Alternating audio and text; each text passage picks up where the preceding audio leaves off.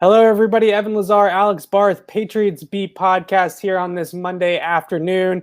I am currently in my hotel room in Philadelphia right now. Alex at the home base. We're going to take you through day one of joint practices between the Patriots and the Eagles out here. About 10 minutes from where I'm staying at the NovaCare complex. I just drove back to my hotel in an Uber, went right by the Patriots plane at Philadelphia International Airport. That was cool to see that. But this morning, a high-paced, a physical practice, a lot of live 7-on-7, 11-on-11 reps for both quarterbacks, for both sides of the football. This was an intense competitive practice. We did not really get sometimes you go out to training camp, Alex, and the first 30, 45 minutes is kind of positional drills, walkthroughs. This was pedal to the metal the second that practice really began. Once they got through the stretching period, they went through a brief positional drill period, and then it was right into one-on-ones, then 7-on-7, 11-on-11, basically carried them through the rest of practice. They split it up with a few special teams periods here and there just to kind of give the players on offense and defense a break. But for the most part, this was as intensive a practice, I think, in training camp that I have seen yet. And I think that is definitely a testament to the fact that these teams have not been in pads a ton here to start training camp. So now these are the opportunities to get into pads, to hit people on the other team, not your own team. And there was a lot to go get into. So we can definitely talk about a whole bunch of things that I saw out there today, but certainly the most intense practice yet of Patriots training camp, I would say. Yeah, and I mean, so I would ask you this. You mentioned the new teams, and we can kind of jump right into the quarterbacks. We know both quarterbacks struggled at times today. Sure. Do you think that was a rough day? Do you think it was an indication that maybe the Patriots quarterback situation is a bit more dire than we previously thought? Or is it just, after facing the same defense for weeks and weeks, you build even subconscious tendencies and just facing a new defense for the first time? Do you think that maybe threw the quarterbacks off? It's a good question. I think there was a couple of things at play. First of all, Cam Newton really struggled in this practice from start to finish, and we can get into some of the specifics about Cam Newton's performance. For instance, the interception late in practice, he talked about it in his media availability afterwards, talking about camp interceptions versus game interceptions. The situation in that particular play in the 2-minute drive at the end of practice was fourth down by 4 points, have to get the ball in the end zone. So taking a sack there, throwing the football away, those things don't really jive in that situation, right? He had to throw the ball up somewhere. Now, he threw it right to an Eagle. It would have been better if he didn't do that, obviously, but it certainly was one of those had to throw it type of situations, and there wasn't really going to be an opportunity elsewhere. So I thought Cam struggled throughout the practice. Mac was really good early. He had a couple of very, very strong 11-on-11 and 7-on-7 periods in the first half of practice.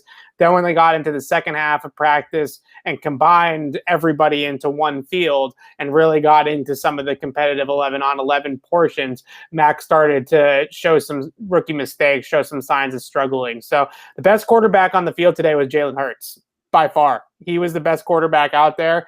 He was very, very impressive, both throwing the ball and running with it. It was an extremely impressive practice out of him. I thought that he would be a little bit worse throwing the football than he ended up being. He was making those in rhythm, on time, accurate type of throws basically all afternoon. Now, I did speak to some of the Eagles writers here at practice and here in Philly, and they said that was Jalen Hurts' best day of practice by far. So take that as you will, right? The Patriots offense struggling, the Patriots defense allowing Jalen Hurts to have his best practice of training camp so far. So I think there definitely is something to be said, Alex, that maybe this whole team isn't quite as far along as we thought they were, but it's obviously super early, and now's the time to be struggling, not in November or December. Well, I mean, let's also not forget, okay, it was his best practice. Didn't he throw 2 picks? Right? He threw a pick in 7-on-7. He might have had a second one. I don't remember off the top of my head. I had to look through my notes, but he certainly threw a pick in 7-on-7, and that was to Matt Judon. Judon dropping basically simulating like he was going to drop off the line of scrimmage, and Hurts didn't see him and threw the ball right to Matt Judon. So that was his worst throw, obviously worst decision. But I think overall, did Bentley pick one off too? I had heard that. So the way that it was set up, just to kind of give people a picture here, is at Gillette, there's 2 practice fields right next to each other, right? In the Philadelphia complex, there's 3 practice fields. 1, 2, 3 are all right next to each other. And there was a portion of practice where the starting offense was going up against the starting defense on one field, and then vice versa on the next field over. So it was really hard to watch everything, right? You kind of had to pick what you were going to watch at that point of practice. And when Bentley had his interception, I was probably watching the Patriots offense against the Eagles defense. We did all kind of compare notes a little bit just because of the pace of practice and all the different things that you could have been looking at. It was impossible to see everything. So everyone was kind of straining to be exact on what exactly happened in certain plays. And you hear a roar over there, so you look over there and you see a Patriot running away with the football, and you figure that it was some sort of fumble or interception or something like that. I got you. Yeah. So, I mean, I don't even remember how we got into that. Oh, Jalen Hurts. Yeah. I think Jalen Hurts is an interesting guy, having watched him and followed him pretty closely at Alabama. I just think, right. You know, his raw throwing ability has come a long way. When he first got to Alabama, he didn't have the best throwing mechanics. He wasn't the most accurate quarterback, but he certainly, just in his time in Alabama, I haven't watched him as closely with the Eagles, but he became a different quarterback during that span. And I for me, if I had to, make the perfect brain for a quarterback, Jalen Hurts is right towards the top of that list. Like, he's got everything. Son of a coach, incredibly dedicated, great teammate, all of that. I remember, when it looked like he wasn't going to pan out as an NFL quarterback early on in Alabama, I remember my big takeaway was this guy's going to be a great coach. Wherever, whenever, he's going to be a hell of a coach because he understands the game. He's unbelievably dedicated. You can tell he studies. The moment's never too big for him, and he was in a lot of big moments at Alabama. So that was always my takeaway with him, was that mentally this guy's got every single thing you could ask for. It was just he was a little raw throwing the football, and he's come a long way, and it's been kind of cool to see him develop. And now I don't know exactly the situation in Philadelphia. I think he's locked in as the starter for this year. Like, he's going to get a trial year, and they'll see. I don't think he's a definitive long-term option, but the fact that he's come this far from where he was at Alabama is pretty cool to see. He was very good out there. And like I said, it wasn't just with his legs. It was throwing the football on the move, which is, I think, his most impressive throws came when he was moving and he was able to throw the ball accurately down the field going to his right. And the Patriots tried to contain him in the pocket, but he's a different mobile quarterback from Cam Newton, right? He's a lot more Russell Wilson than Cam, I would say, where he's got escapability. He's elusive. He's very, very quick. He's got eyes in the back of his head, and multiple times, and I'm sure when they watch the practice tape back, this will be something that Bill Belichick will be harping on a ton with the mobile quarterback, losing contain of the mobile quarterback in the pocket and letting Jalen Hurts get out of the pocket. That was a problem a couple of times for the Patriots defense out there today. And you kind of think about it and you say, oh, well, they went up against Cam and Mac Jones in practice, who are not really true, either one of those guys, scramblers, right? And Cam, even though he's mobile, is more of a design quarterback runner versus somebody that actually gets out like Jalen Hurts does.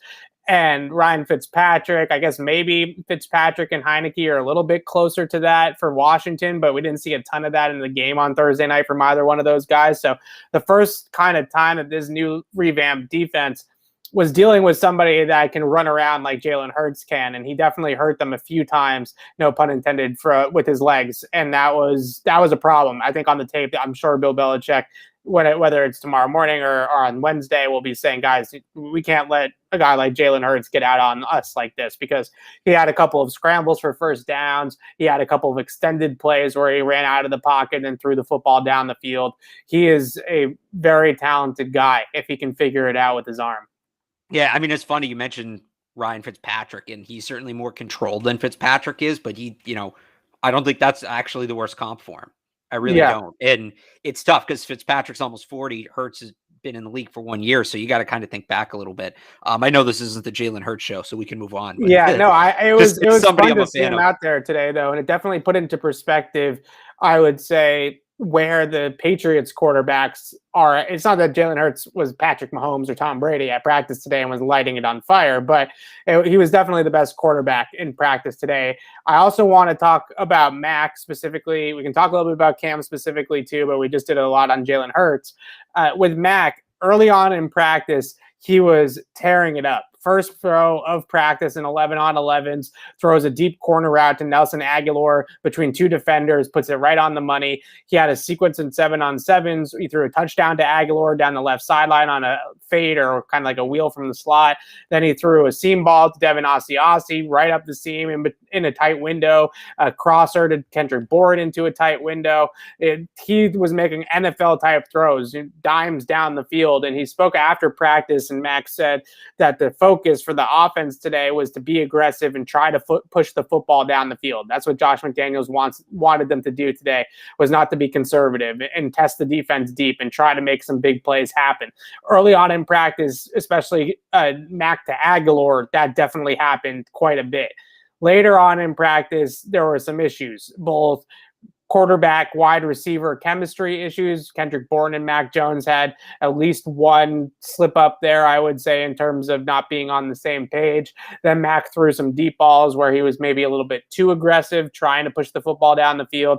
He threw a deep post to both Christian Wilkerson and Gunnar Olszewski in the span of a couple of series, where it was probably a better pass for the deep safety than it was for the Patriots wide receiver. And it just was one of those instances, and we talked to him about it after practice, of, were you too aggressive there? Were you trying to push it in practice to see what you could get away with? And on both instances, Wilkerson and Olszewski had to break up the pass like they were the defensive back, essentially, to prevent an interception.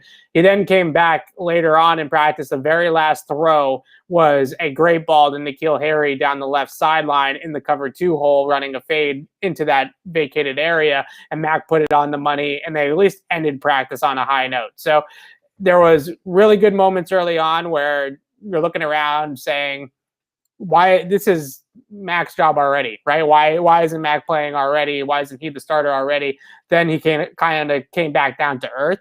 But I think the one thing that you really like about it, Alex, is that he does make that throw to N'Keal at the end of practice, right? So you have the struggle. It was kind of like good struggles and then good at the end. And you like that he was able to bounce back and put some of he had a rough 2-minute series before that throw. I think he was something like 3 of 7 in the 2-minute series that he was running at the time, and he was struggling to get the ball down the field and get the offense down the field, and then he rips the sideline throw to N'Keal Harry. So you liked his resiliency, his ability to have a short memory and string together positive plays after having some bad ones. You like those sort of moments from Mac Jones.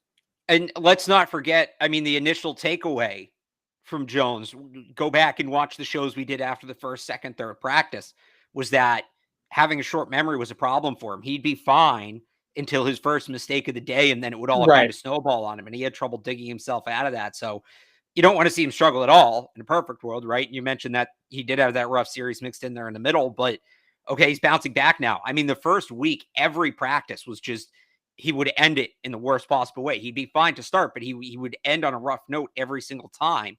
Right. So to see him come back and do that, and it's not the first time he's done that. He's been doing that the last couple of practices or so, but I remember I said it at the time, a lot of this stuff you can't pick up relatively quickly. Short memory you can pick up relatively quickly.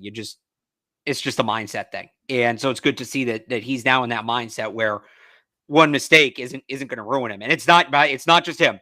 I talked to Ronnie Perkins about this on Sunday, where he said he made a mistake early in the preseason game, and he realized after that he was kind of pressing, and he just put it out of his mind so he could get back to what he was doing. And he felt like after he did that, he ultimately started playing better. So that's a good sign for Mac Jones, that the short memory is coming back around. Right. That blown edge by Ronnie Perkins in that preseason game, everybody kind of stood out in his head. He turns it around. I thought Mac Jones had a day like that today, where, like I said, early on in practice, we were all kind of looking around saying, wow, this is good, right? This is really good Mac Jones that we're getting right now. Then it kind of traded off a little bit. He kind of fell back down to earth, made some mistakes, threw some balls up for grabs, and then he comes back and makes the throw to N'Keal. As for Cam's day, like I said earlier in the show, definitely a struggle for Cam for most of practice. And what I wrote in my notebook, I think, is sort of my thoughts on the whole thing, because we can get into isolated throws, right? He made this throw. He made a nice dig throw to Isaiah Zuber where he waited for Zuber he wasn't open in the first passing window. He waited for him to get to the second passing window on the other side of the linebacker and made the throw. And it was a good throw. He made some other good downfield throws at times. And in the 2-minute drill right at the end of practice, he threw 2 good balls to Nelson Agholor to get the offense into the red zone, right? A good dig route. And I think it was like a curl or something like that to Agholor vertically up the field a little bit. And he made 2 really on the money, sharp, decisive type of throws to get them down to the red zone. And then he throws the pick in the end zone on 4th down, if you will, 4th and game, whatever you want to call it. And although the context of that interception, I think, is important, at the same time, this is the Cam Newton experience, at least so far in New England. It feels like he takes 2 steps forward and then he'll take 1 step back. And the problem that I had with the interception was not necessarily, like he said after practice, he had to throw it, right? It was 4th down. They were down by 4 points. That was the situation the coaches put on his shoulders. So he couldn't take a sack. He couldn't throw the ball away. He had to throw it. But at the same time, the throw that he made stood no chance. There was nobody open. There was nobody even really close to the vicinity of the pass. It was kind of unclear whether he was trying to throw to Devin Asiasi or Jacoby Myers. It was just a bad ball. And that's the Cam Newton experience here. 2 steps forward, 1 step back. It's not that you can't find isolated throws where he made a good play here or a good play there. It's the consistency down in and down out to string together good plays. Yeah, and I think he actually said it was a 3rd down on that throw you're talking about. And so right, it was like 3rd down with 7 seconds left. Where it's like 3rd down, 7 seconds left, down by 4. So a field goal does you no good. So right, but maybe he could have thrown it out the back of the end zone and played 4th down. If that's your point, yes, that is my point. Is maybe you have another play, and I mean that's just situational football. That's something they're going to preach. That's something they're going to work on. We've seen him throw that pick before, right? We've seen him throw that pick in training camp before. I think that, it's hard for me to truly evaluate again, because I wasn't there. But that does sort of sound like what Cam Newton's been. And I've said this before. I don't think Mac Jones can win the starting job, right? I think that Cam Newton has to lose it, if that makes sense. Like Mac Jones could play great as long as they're winning and Cam Newton's in there, they're going to stick with him. The only way Cam Newton can lose that job, I think, is because of turnovers. So as long as he buttons that down, I think he's okay. That being said, this is the time of year you want to take, I always find it a little weird with training camp turnovers because, and Tom Brady's talked about this, he would throw interceptions in camp because he tests receivers or he tested, he's trying to figure out different concepts. He wants to know, right? You don't want to be in a game and wonder not if you can make a throw. Right. It's like this is what they teach court lawyers is you never ask a question you don't know the answer to, right? You don't want the unexpected to come up. You could say the same for quarterbacks. You don't want to throw a pass where you don't know what's going to happen. You want to know, if you're going back shoulder, you want to know that the receiver has that ability to make the back shoulder catch. So again, I didn't see the pick today. I don't know exactly how it worked out with the turnovers from Cam and from Mac. Sometimes I look at it, you can tell sometimes when they throw them if it's really a bad throw, a misread, whatever, or if it's something where they're just, testing something out. They're trying to see if something works. So I can't speak to the turnover as much for that. But yeah, in that situation, it's a spot where you'd maybe like to see him be a little more controlled. Right. And I think I saw in the chat someone say, well, isn't that the case with Mac 2 steps forward, 1 step back? Well, the difference is Mac Jones is a rookie, right? So you're expecting Mac Jones as a rookie to make mistakes, and you're expecting him to learn from those mistakes, certainly. But he's almost allowed the opportunity to make more mistakes because of his age and because of the fact that this is his rookie season in the NFL. Cam, on the other hand, you as a veteran quarterback, you want to see him make a better decision there with the football, right? And you want to see him cut down on the turnovers, especially second year in the system. So it's a different scale. We're grading them on a different scale. And I think that's important to remember is that Mac Jones is a rookie. Cam Newton is an 11-year veteran. They're not the same. right? They're not on the same grade scale, at least to us. Now, maybe they are to Bill Belichick and Josh McDaniels, but to us, they're not on the same grade scale. So I feel like that's an important part of this as well. Talk about some of the other skill position players here on the offense side of the ball, and then we'll move over to the defense. Starting with Nelson Agholor, who had a great day today. 5 catches during team drills, 2 deep balls from Mac Jones. I mentioned the corner out and the fade down the left sideline. He was as advertised out there today. I think he had a little bit of extra juice going up against his former team, but he had 5 catches overall, 2 deep balls, 2 catches in that 2-minute drill to get them down to the goal line before Cam threw the pick. So I talked about this after the game against Washington, Alex, that when Nelson Agholor is out there in this Patriots offense and they have that speed and that field stretching element on the outside, it changes the entire equation for the Patriots, right?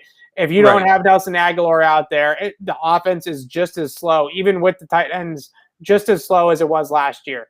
It's just as slow, especially on the outside and outside receiver. So if you're rolling out N'Keal Harry and Jacoby Myers and Kendrick Bourne as your top 3 receivers because Agholor is hurt, the safeties are walking up closer to the box. There's 8 guys in the box all the time. The deep safety is only 11 or 12 yards off the line of scrimmage.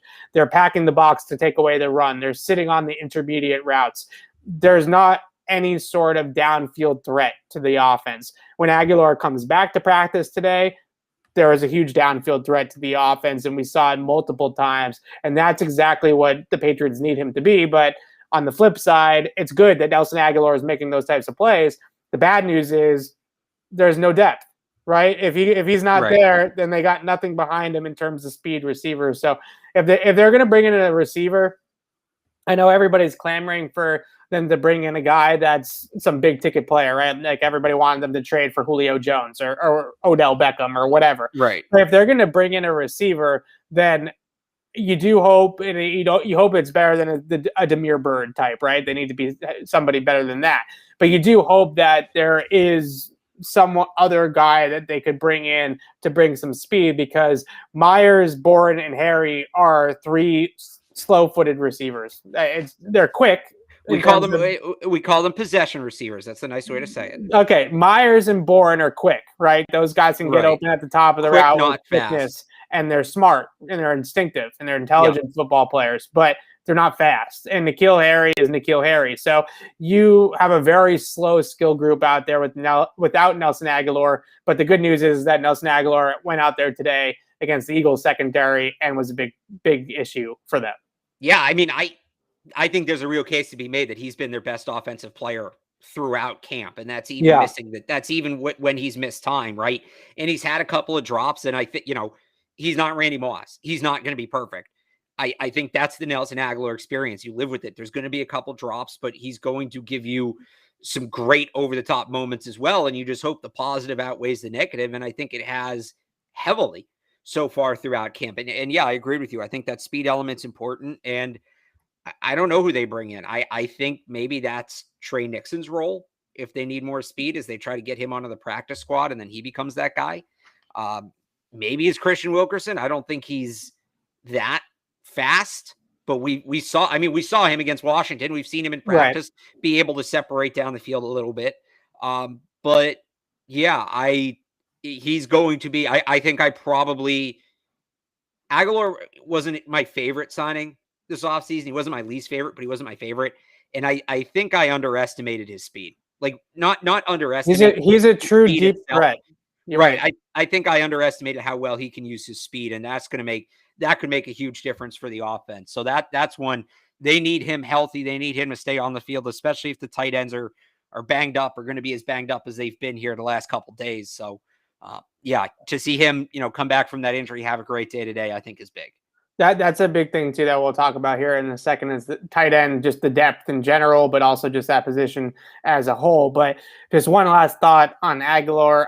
I understand that there's some drops to his game. That's sort of the flaw, right? If he didn't drop all these passes, he'd be well over 1,000 yards the last couple of years in the league. But I think the biggest thing that you see out of him is that he doesn't even need to catch the ball necessarily, right? Like he doesn't even need to be thrown the ball necessarily. just having his threat out there and having the speed threat out there opens up the entire offense. And we didn't see Jonnu Smith and Hunter Henry practice today, but when Nelson Agholor is taking that safety deep with him and they can fill it in at the intermediate level with those tight ends, that's how this offense is going to go, right? That's how this offense is going to be productive. Without that threat, it's not an explosive offense by any means, certainly, and it becomes a very watered down offense in terms of explosive plays. So I don't even as I said in my notebook, and I keep saying that, when I did my most important Patriots list, I really flirted with putting Nelson Agholor on the list just because of the schematic advantage that he brings to the table, right? In terms of the speed. Now that I've seen practice for the last 3 weeks, I would definitely put him in the top 10 list, because without him, they just have zero speed whatsoever on the field. And he is the only element of deep threat ability, field stretching ability that they have. So I think that's an important player to this entire season, really, is getting Nelson Agholor, not only to stay healthy, because he has been nicked up in camp a little bit, but also to get him to work, right? He's got to work here. He's got to be productive here. They have to figure out how to use him properly. It's important for that player to work for this offense. Last, Peter, a couple more pieces of wide receivers, I guess. You mentioned Christian Wilkerson. I wanted to talk about him briefly. Another day where he fought the ball, a couple of drops in practice today. You feel he's a very good separator. He can definitely run routes, and he can definitely get open against NFL secondaries. But getting open is the first part, right? The second part is catching the football and finishing the play. That's the part that I think is still very much a work in progress with Christian Wilkerson. And you wonder, as great as it is that he can run by somebody occasionally and he can get open in the intermediate and short areas of the field, and he can actually create some separation with explosiveness and route running, if he's not going to consistently catch the football, then I sort of feel like they'll see him as more of a developmental player, and then necessarily a guy that's going to have a true role early on in the 53. So I still don't know if my needle still hasn't changed one way or the other. I still think he's got a chance to make this team. But between Thursday night's preseason game, today out at practice, it definitely feels like there's still a lot to develop there with Christian Wilkerson. And I don't know if they're going to trust him quite yet to put him out there in a game. So again, because everybody seems to think that I'm telling you Christian Wilkerson is going to come in and catch 80 passes for 1,000 yards and 15 touchdowns. That's not what I'm saying. I'm kind of saying exactly what you said. I think that between the special teams value and the upside at receiver, I still think that's his way onto the team. I think he's shown enough, like you said, that if you give him a year or two, right, you work on his hands, he may be a serviceable third wide receiver, maybe even a serviceable second wide receiver. So his special teams gets him on the roster, and then that allows you time to work with him and build him up as a pass catcher while you still have him contributing, covering kicks. So that's where I'm at with him. I think with those top three just so squarely in place, you can afford to keep a guy like that. It would certainly help if Gunner looked a little better as a receiver. I don't know that he's taken any massive. He really hasn't. He had a drop today summer too. Yeah, he had a rough drop on Sunday as well. Right. So, and maybe they keep 6 wide receivers. I know I've pounded the table against this on the podcast that you can't keep 6 wide receivers and 6 running backs on the roster. But I looked at my roster. I was updating my roster projection today. I'll have a new one out Wednesday, and boom, 6 wide receivers, 6 running backs with Harry, with Wilkerson, with JJ Taylor. So it's tricky. It really is. And he's a tricky guy to place because the potential is clearly there. Nobody's going to deny that. But yeah, he has to learn how to hold on to the football. I think he can learn it. We just talked about Nelson Agholor, how he's had trouble with drops. Right. It's a problem guys can grow out of, and they usually do grow out of it. So, maybe he's Riley McCarron, and Riley McCarron was the same thing where we were all wowed by his special teams ability, and, he could return kicks, and it was like, all right, well, he'll be a good enough receiver. And then he had a really bad drop the first week of the season. Nobody ever heard from him again. So maybe he's Riley McCarron, same number, but I feel like you at least have to give him the chance and find out. I feel like he's at least shown you enough that, you don't want him to become Berrios. You don't want him to become Braxton Berrios, where you let him go because, he's a year away. And yeah, he could contribute in other ways right now, but he's a year away from being a wide receiver. And the Berrios goes to the Jets and he's a good player. Like Braxton Berrios, an NFL receiver. You don't want that. I think Wilkerson's shown you too much where you don't want that to happen again. He definitely can get open. How about those for names, by the way? Riley but those are the names. I think those are great names to bring up because I think that's my problem with Christian Wilkerson, and the hurdle that mentally I can't get over is Berrios, is McCarron, is Mo Harris. These guys that have popped. It's different, but you got to take Mo Harris out. It's different. Okay, I'll take Mo Harris out of it. I'll try. Mo Harris. Here's the thing. Wilkerson if Wilkerson makes the team, he is going to contribute in 2021. He will. On special teams. On special teams, but he will contribute, right? Mo Harris was never going to contribute. Mo Harris was a receiver. That was it. Wilkerson, and he was also older. He was like 28, 29, something like that. Christian Wilkerson is going to come in, contribute on special teams this year, and then you hope that he develops as a receiver. That's what Braxton Berrios did, right? There's 3 levels of it.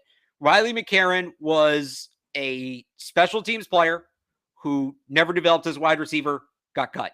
Braxton Berrios did develop as a wide receiver, was a special teams player. They let him go. He developed as a wide receiver elsewhere when they really could have used him.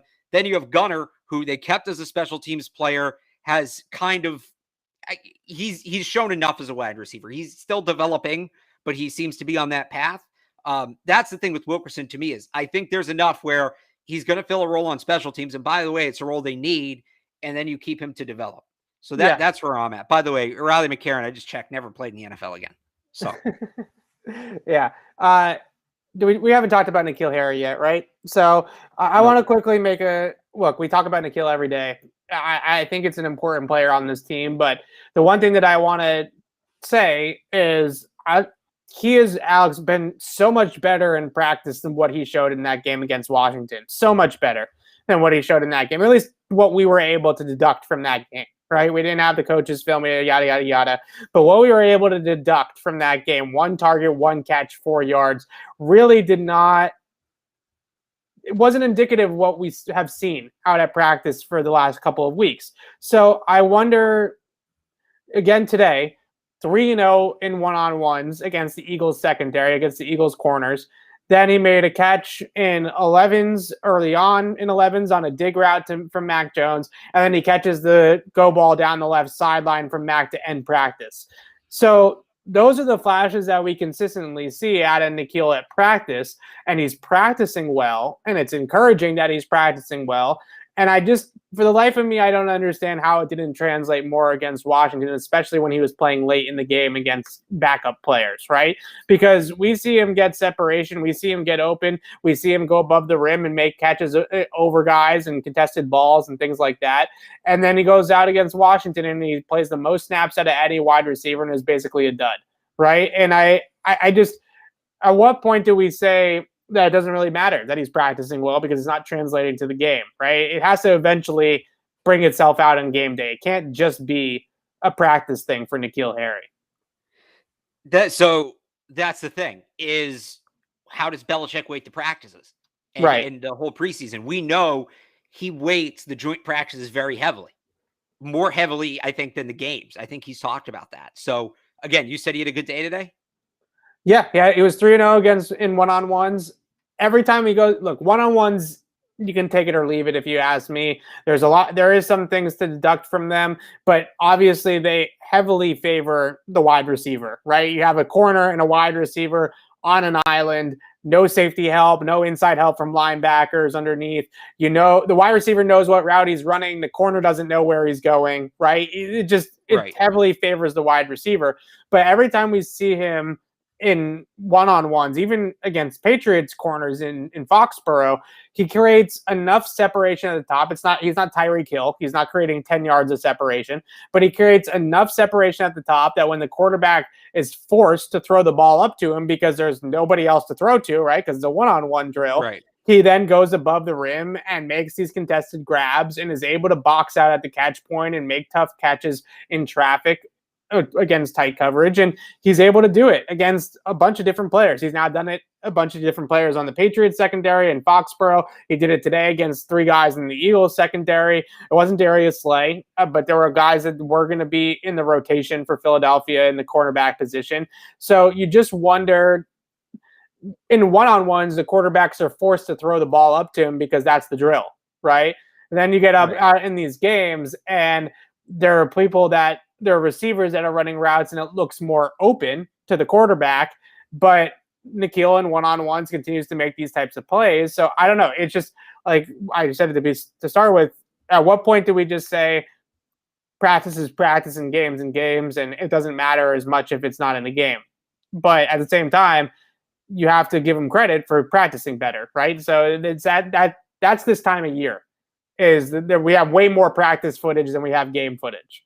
Right. So again, I'll go back to what I said before. How does Bill Belichick weight things? I think, N'Keal Harry dominated non-padded practices. Those are weighted the least.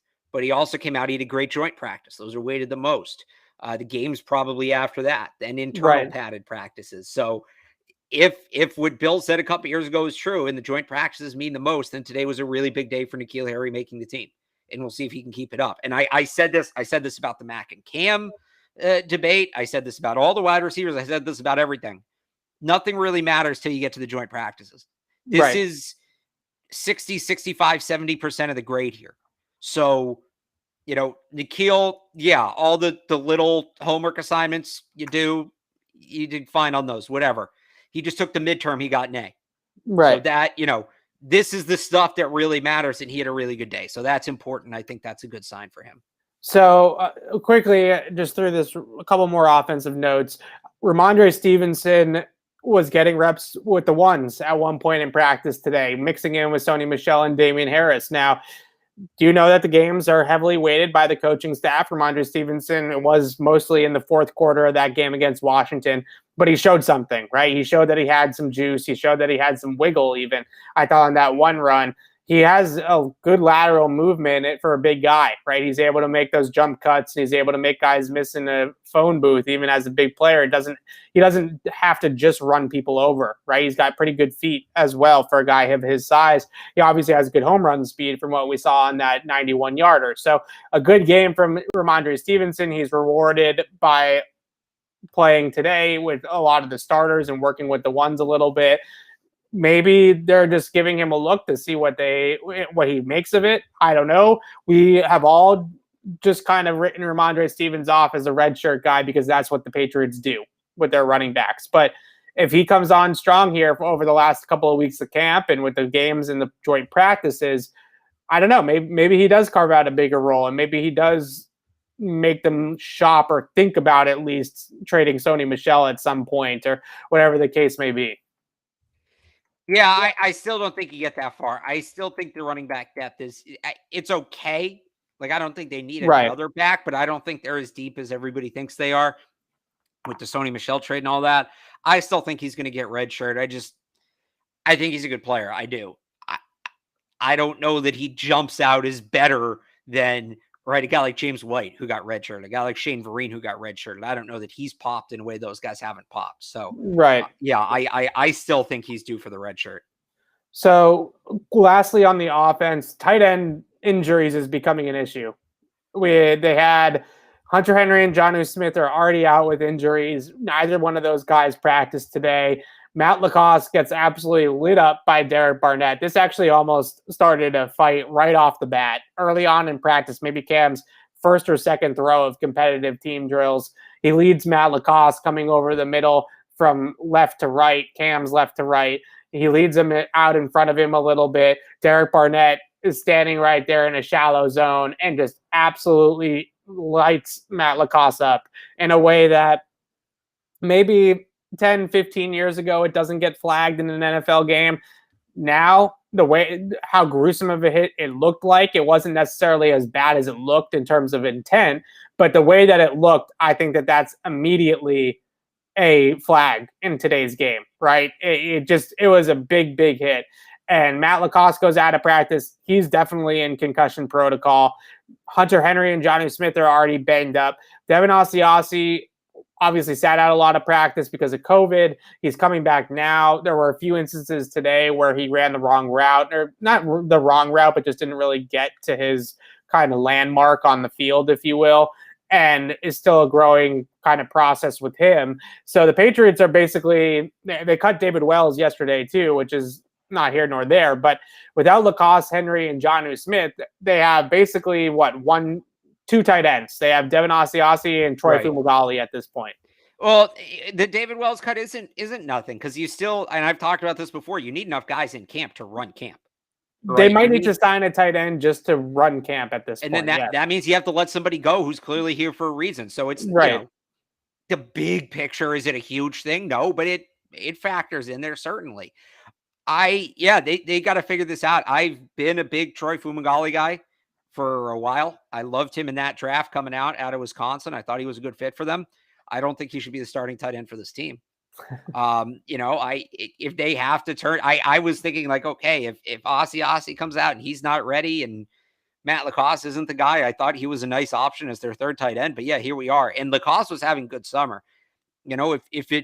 I had Devin Asiasi on as the third tight end, but that's just the nature of him being a year removed from being a top 100 pick. I think if all things were equal, I'd probably put Lacoste on the roster. So the good news is Jonnu's injury sounds minor. Hunter Henry said that he'd miss until week 1, and now he's at least back doing basic stuff. So I think it's minor stuff. You just hope it doesn't continue into the regular season. But that's football. That is what it is. And I don't know that, people say, oh, they weren't really prepared. If you're preparing your roster to lose your top 2 tight ends like this, you're leaving out somewhere else where you need help. This has just been an unfortunate sequence of circumstances, a series of unfortunate events, if you will, for the Patriots. Sure. And this happens.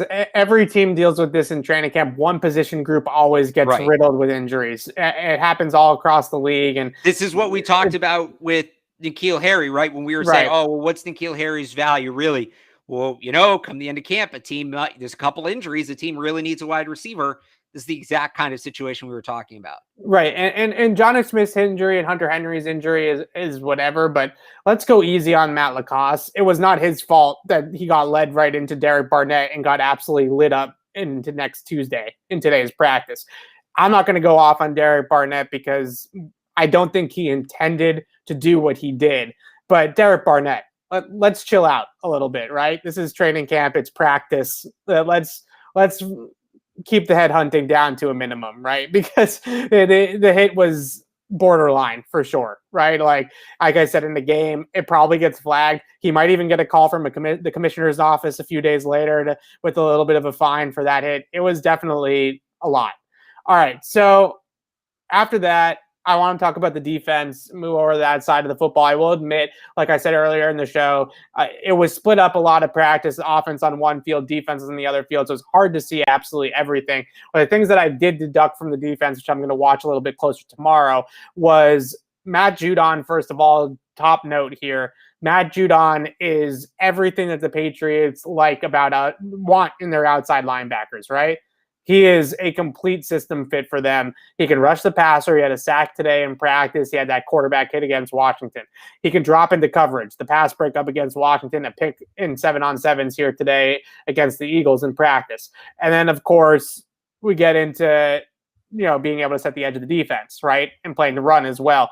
He checks every single box of things that they want their outside linebackers to do. To me, it looks like an absolute home run of a signing so far. We'll see what it looks like in the regular season, obviously, but it looks like we're trending towards this being a great, great signing by the Patriots. Yeah, and that coverage thing, it's with all the linebackers. It's kind of the cherry on top. I think all the linebackers have been great in coverage this summer. They've contributed. They have a number of interceptions, and that is a development I wasn't expecting. Not that, they suck in coverage, but generally these guys they've brought in are more downhill run stopping, edge setting linebackers. When you have such a deep secondary like the Patriots have had, you're not going to bring in coverage linebackers. It's just not roster building. Right. So that these guys are contributing in the ways they are has been fantastic. I do want to backtrack real quick, though, before we get too far in on the defense, because I had Phil Perry on my podcast on 98.5, and you can check that out now on 98.5thesportshub.com. And he said something that stood out to him today, and it was part of the reason the quarterback struggled, the offense struggled as a whole, was the offensive line had a rough day.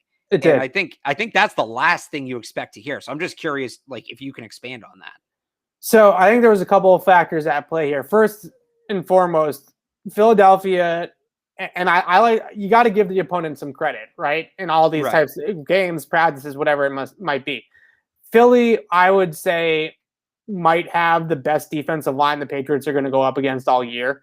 They are absolutely stacked on the D-line here in Philly, and they're deep on the D-line too. It's not just one or two guys, right? Fletcher Cox is at the top, but they go 6-7 guys deep on the defensive line.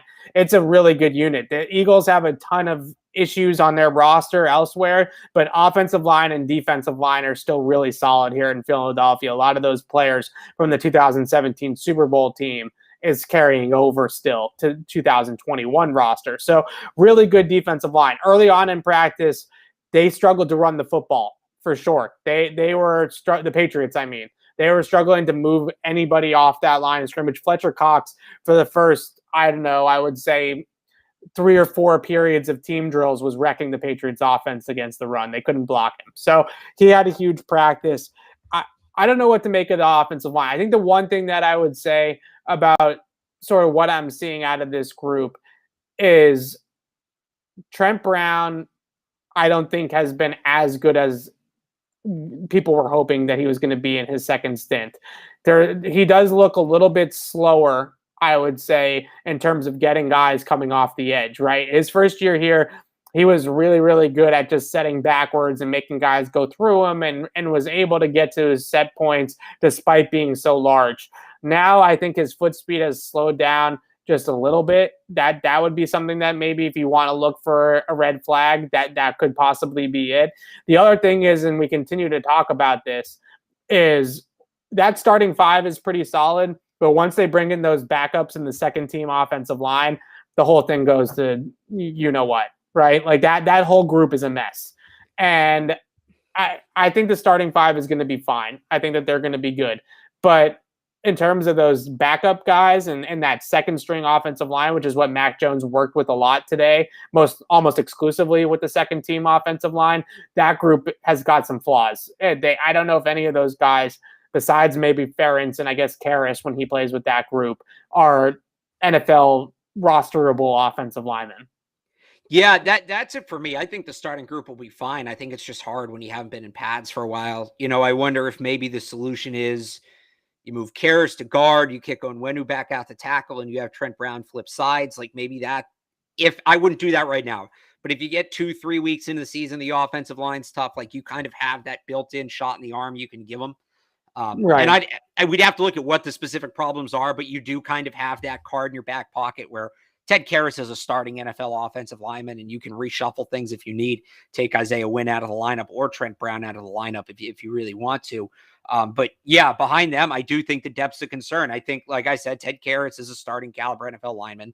I do still think Justin Herron is something. I think he can be your third tackle. I wouldn't start him, but I think he can be your third tackle. But this is a team that normally keeps 9, 10 offensive linemen, and they're at 7 with those 2 guys I just named. So, Marcus Martin had a nice start, but he's taken a step back. Right. Ferentz is just really inconsistent, like you mentioned. I would have liked to see a little bit more from William Sherman. If he was going to be a developmental player one way or the other, but you'd hope you'd see a little flash from him. I don't know that we've seen that. He's had a rough training camp. Right. So, to put it politely, that might be a spot where they have to add externally, or they just keep less players than they'd like to. And you hope somebody else gets cut somewhere and you can land them on the practice squad. And, with those practice squad rules, maybe you can keep one less lineman because you're probably only going to have 7 active on game day anyway. Right. And then you just have a guy you can elevate from the practice squad if needed. But that seems to be the case right now, is they're going to need some depth at that position or in that group. I agree 100%. It's a group that I definitely wouldn't be surprised one bit if they cut it down to 7, put somebody on IR after cut downs, make some transactions, a couple moves post cut down day on August 31st, and then go out and trade a 6th-round pick for an offensive lineman or sign one on waivers or what, right? Just bring somebody in from out of house to shore up that group. Or as you mentioned, I think there is also a good chance that they stash some depth on the practice squad, and with the game day elevation rule and the accrued seasons rule, there's a whole bunch of different things that they could do to not take up a roster spot with a guy like Corey Cunningham, for instance, or Yadni Kajust or Will Sherman, that probably aren't one of the 53 best players in camp right now, but at least you have that depth stashed away on the practice squad. I think James Ferentz is another guy that could potentially be that as well, unless he starts to put together some more good tape in these preseason games and gets picked up. So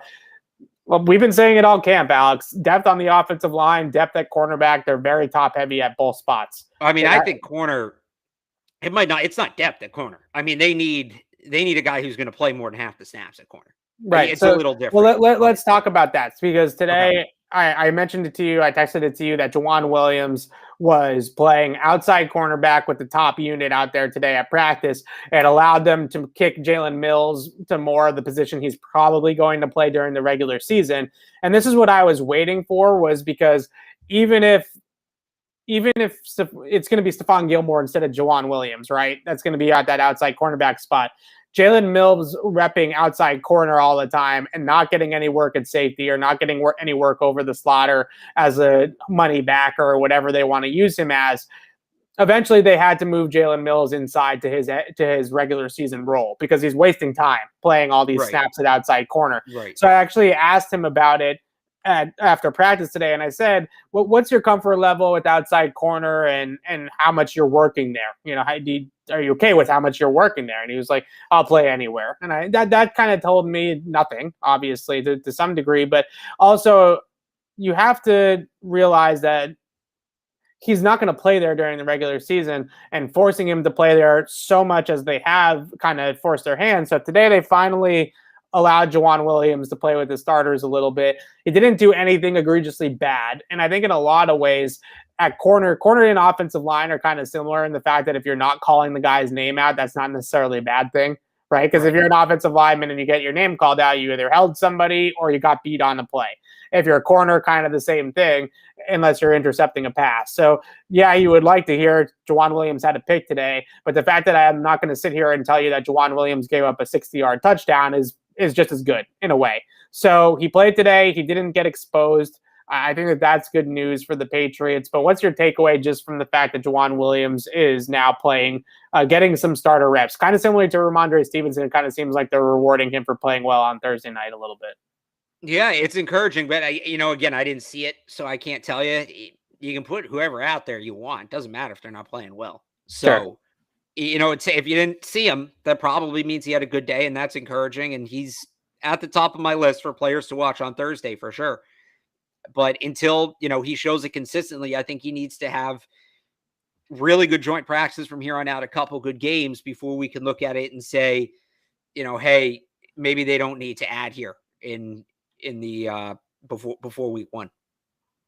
JC Jackson's not looked great either at times in practice, but I'm not worried at all about JC. I feel like for a player of that caliber, maybe some of the things that he's doing out at practice is kind of testing the waters on certain things or trying out something different. When he plays his brand of coverage, he's going to be a good player, right? So if he did get burned today on a deep ball to Quez Watkins, who's kind of been the hero of he's been sort of the Christian Wilkerson of Eagles training camp so far.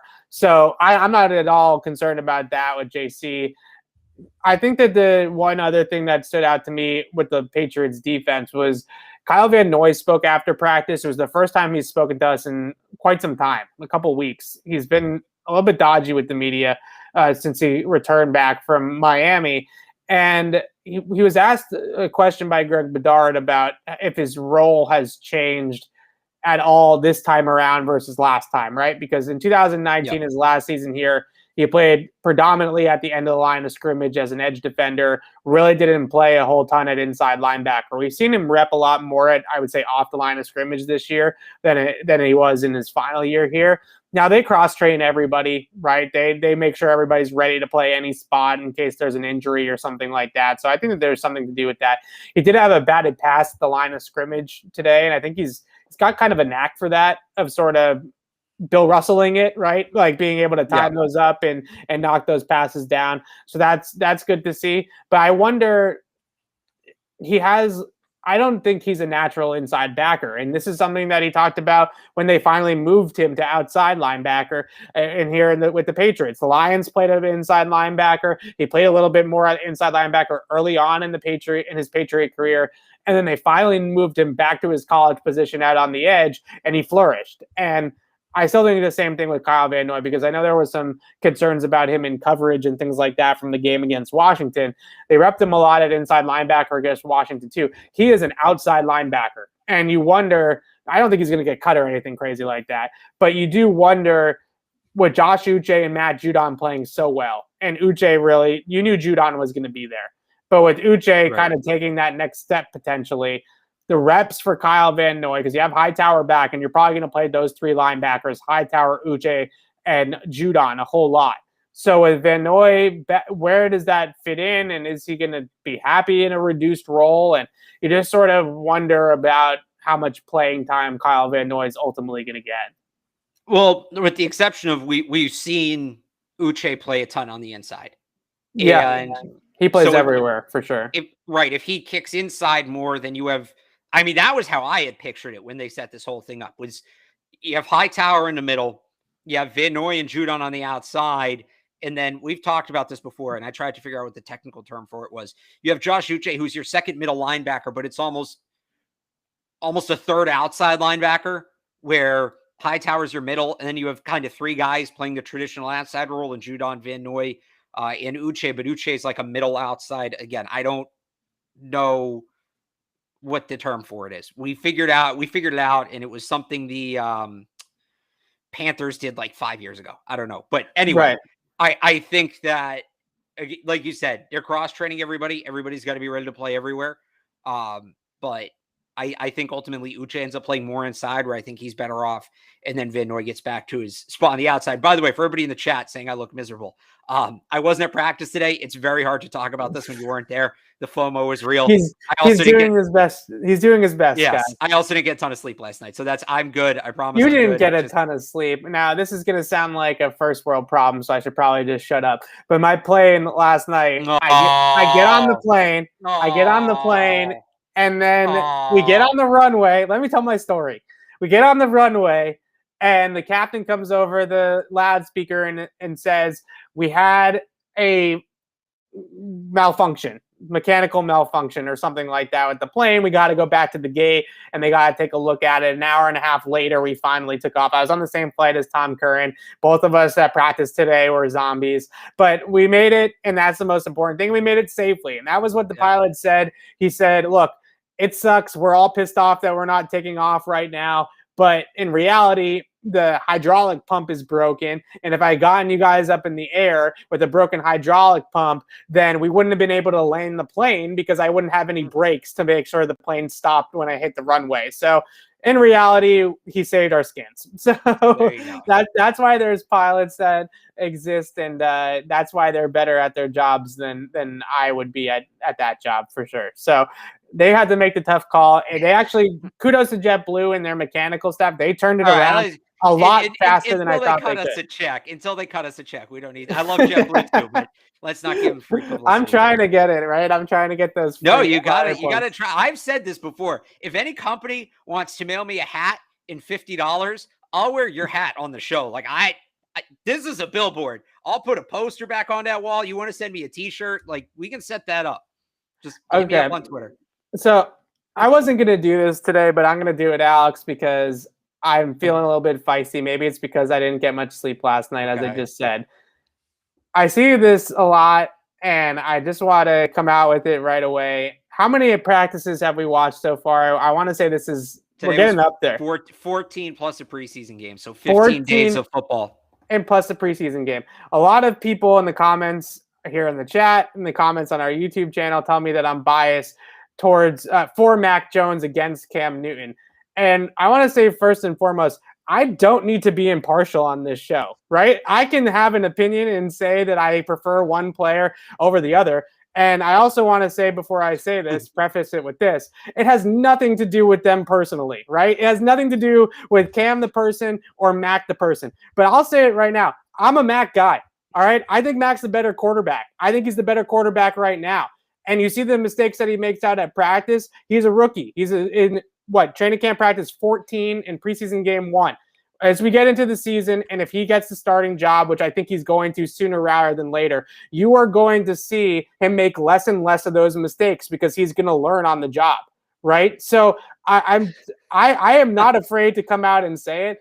I think Mac Jones is the better quarterback for this team. Do I think he's better in every single way than Cam Newton? Absolutely not. Cam's got a probably bigger arm than him still. He certainly moves around better than Mac, and he can run better than Mac. But for the type of offense that they want to run here in New England, Josh McDaniels' passing system, he is a better fit for what they want to do than Cam Newton. And it's that simple. And again, it has absolutely nothing to do with anything about Cam or Mac off the field or their personalities or the type of people that they are or anything to do with that. It is what my eyes see out at these practices. And I am not afraid to go out there and say that I'm a Mac guy and pound the table for Mac, because we go out there every single practice and we see an accurate, decisive, quick read, good timing, good rhythm, good anticipation, all of the things that we talk about the Patriots offense and what makes the Patriots offense successful at the quarterback position. And I'm not sitting here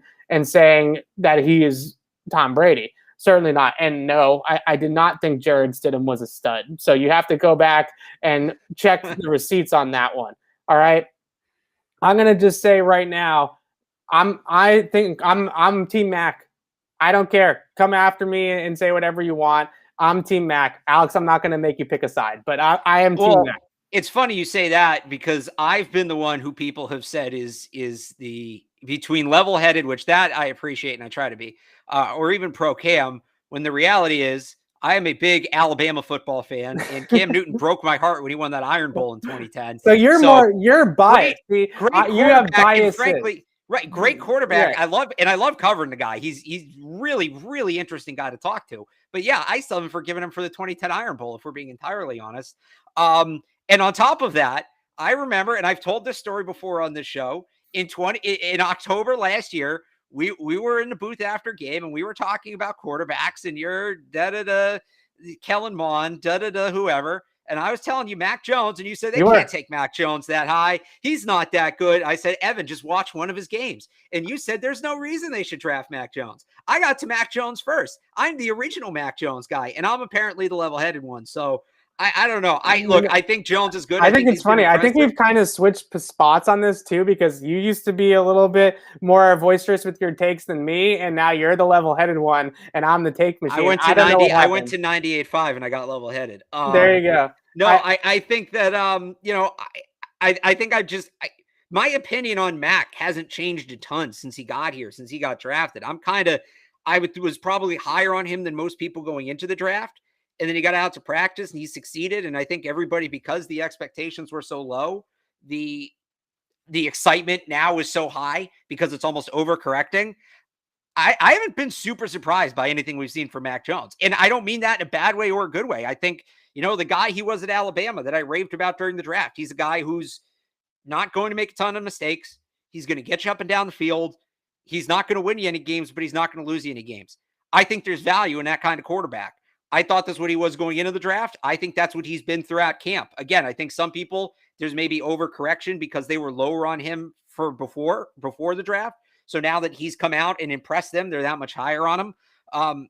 I'm still kind of where I've been on Mac. I mean, it may be a little higher than I was, but I'm still there. And again, I think when it comes to the Patriots, because you absolutely have to look at it in that context, you can't look at it as just them head to head. I think the Patriots value experience. They value experience more than anything else.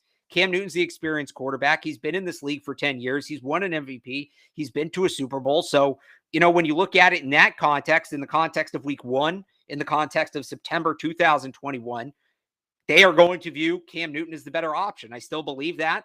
I don't totally disagree with it. I think sitting Mac Jones is important, at least for a little bit for his development, at least for 2 to 3 weeks. So that, that's where I've just been with that. So I don't know how that turned into you being the Mac guy and me being the Cam guy, but cards on the table. You clearly put yours on the table. I just put them on the table. That's where I'm at with it. All the marbles are on the table now for Mac Jones for me, because the 3 most important things about Josh McDaniels' offense are timing, accuracy, decision making. Right? Those are the 3 most important things. Everything else, all the other stuff, is gravy on top of that. But to be productive and run the system the way that they want it to be run, timing, accuracy, decision-making, right? And ball security obviously goes with decision-making. Those are the 3 things that matter the most to Josh McDaniels in this Patriots offense to make it run properly.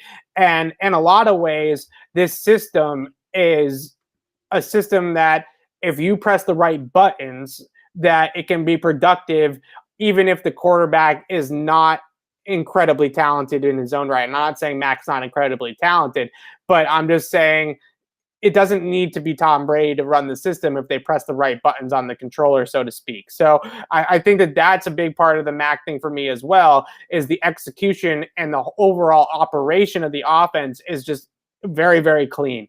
And even when he makes these mistakes, I have faith that he will be making less of those mistakes a month from now. And 2 months from now, he make even fewer of those mistakes. So that's the other element of it too, is that you see the foundation is clearly there for him to be productive in this offense. And then you also see where he could be with a little bit more coaching and a little bit more experience. So yeah, absolutely. On the table, Mac Jones, say it, trolls, come at me. So, I don't care. I will add one more thing, because somebody brought up the Chad Pennington comparison. Chad Pennington was objectively a very good quarterback. That's Chad fine. Pennington I don't know why. Fail. Right. Chad Pennington didn't fail because of lack of talent. Chad Pennington failed because his shoulder was made of paper mache. Right. He had the NFL all-time completion record for like years, until I think Deshaun Watson has it now. But he had it for a long time. In this system, with the tight ends they brought in, with this offensive line, this running game, yeah, if you have Chad Pennington, you're going to be pretty good. People forget, until last year, Chad Pennington was the last 2 quarterbacks to win the AFC East. He won it in 2002 with the Jets, and he won it in 2008 with whatever the year Brady was hurt. These are the random facts that Alex keeps. Right, 2008 with the Dolphins. So, I don't know if Mac's ever going to win an MVP, to that question. Oh, right, sure. Can he be a guy who kind of, with the right pieces around him, turns a team, gets a competitive team to the Super Bowl? Yeah, I don't know if it's going to be this year, but I could see that. At the same time, Cam Newton this year, if he really did need a year in the system and he really did need a year to get healthy, if you can get, his last full year we talk about was 2018. He was pretty good that year. Wasn't 2015. He'll never be 2015 again. That might have been the best season by a quarterback in that decade overall. But, if they can get 75, 80% of the guy he was in 2018 with this roster, again, I don't know if they can win a Super Bowl. Can they be competitive? Can they win a couple playoff games? Yeah, absolutely. And I don't know if Cam's going to be that guy, but I don't know that he's not either. So that's what we got to wait and see and find out. The problem that I see with Cam, and early on in training camp, I really thought that we were seeing tangible evidence that Cam was improving in the offense, right? But too often we still see some of the same things plaguing him. And I just don't know if he's ever going to get over those types of things in terms of the schematic differences between his playing style and the way that Josh McDaniels calls plays, right? And the way that the offense is drawn up. So things like holding the football, things like not anticipating receivers open, throwing the football up for grabs too often with turnovers, that will obviously no matter who you are, whether it's Cam Newton or another quarterback, you throw too many picks, that's going to end up with you on the bench. But the most important thing I would say is the timing. And Cam is a type of guy that needs to see it open, right? He needs to see the receiver come open. And then throughout his career, and this is, I think, a big element of it with these quarterbacks as they tend to age a little bit, and that it becomes less and less so this for them. Cam, in the beginning part of his career, 2015, 2010 through 2015, or what have you, he had so much arm talent that he could afford to wait a second, right? He could afford to wait that half a second to see if the receiver was going to come open, because he could throw it through a door hole so fast and with so much velocity, and he could throw it deep so easily and just flick the wrist and get rid of the football, that he didn't need to be an anticipatory thrower. He did not need to throw guys open as often because he had that level of arm talent. Mac doesn't have that level of arm talent, but he knows that, right? He knows his limitations. So with Cam, the anticipation and the timing and the rhythm in the offense has not improved a ton. So in that respect, with the arm not being what it was 5 to 10 years ago, you see the struggles that he has, right? And I think that's the biggest thing that I see with Cam is early on in training camp, first week or so, we talked about it on the show. I know people think we don't talk about it, but we talked about it on the show. We said Cam's looking a lot better. Cam's having better practices. He's having better timing. The last week to 10 days, even then also against Washington at times, I thought it kind of reverted back to not all the way back to last year, but certainly a little bit back to what we saw out of Cam Newton last year. And today was kind of all of last year, right? Today was kind of a last year day from Cam. So we'll see. He has another day tomorrow to prove me wrong. He has a whole lot of time to prove me wrong, right? Tomorrow, joint practice is number 2. I'll be out there again. Well, more importantly, are you feeling better that you got that off your chest? And yeah, I am. And I think people think that I do it because I let the trolls get to me. It's not that. I wanted to say my piece. All right, so I said it. I do feel a lot better. Tomorrow we are going to be back out of practice. I will on Tuesday morning. 10 a.m. start again to practice, I believe, out there in NovaCare Center or Complex or whatever the heck it's called. And then we're going to do the podcast afterwards as well. We got to lock down the time, but sometime in the afternoon, we'll be back on the pod to break down day 2. You can read my notebook on CLNSmedia.com. We also have a bunch more reactions from day 1 on the YouTube channel videos. Patriots Press Pass. Alex, I'm sure you got stuff going on at 98.5 as well. Yep. Podcast up today with Phil Perry recapping day 1, 98.5thesportshub.com. We've got Bob Sosi's notebook as well. I'll have a roster projection later in the week too. Awesome. Yeah, the roster projections are great. So definitely give Alex his roster projection. I say this all the time, Alex, that you do much better with the roster projections than I do. This year really tough though. Like right. Part of the reason I think I do well is you, and this isn't necessarily a bad thing. You look very in the moment. You look at what's going on the field and you trust that. Right. I like to look at the historical tendencies, and I feel like that served me very well when doing roster projections. Some of the situations this year, and I've talked about this, there's not a lot of historical tendency for it. So this is, I already know, like, I think the last one I did, the last roster projection I did, I think I was 52 or 53. And the guy I had off, they IR'd somebody and brought him back. So this year, I know I'm taking a step back this year. So yeah, no, it's definitely a tough year, and you're probably right, because what I do is I trust my eyes, right? I just go with my gut and I trust my eyes of what I'm seeing and hope that it's accurate to what Bill Belichick is seeing. And for a million reasons, I'm probably wrong, and Bill Belichick is obviously right. So that's why I have issues with some of these times, because some of my roster projections, especially early on when I first got on the beat, I was off by 5-6 guys, something crazy like that. So hopefully this year will be a little bit closer. But like I said, read Alex's roster projection. He's always better with the historical tendencies, as he said. I tend to have a blind spot with that kind of stuff and just go with my gut. But read Alex on 985.com, me on CLNSmedia.com. Like I mentioned, we'll be back on the pod tomorrow afternoon. But until then, signing off for Alex Barth, I'm Evan Lazar. Thanks for watching, everybody.